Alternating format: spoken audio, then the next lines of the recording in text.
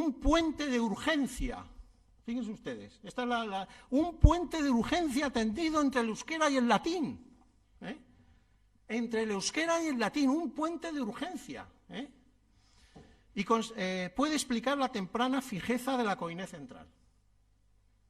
Esto de la fijeza es muy curioso, ¿no? Porque se dice, no, es que el castellano, esto lo decía también, algo decía también Menéndez Pidal, es que el castellano se diferencia del aragonés, y es que mientras que el aragonés, el navarro, el aragonés, dudan, una vez lo decían de una manera, otra vez. No, los castellanos desde el principio sabían lo que querían, ¿no? Sabían que había que decirlo así y no dudaban, ¿no? Este tipo de cosas que son absurdas, ¿no? Pero que se utilizan y se reutilizan, y lo he visto en otros libros y tal. Los hablantes no dudan. Los hablantes no dudan. ¿Cómo van a dudar?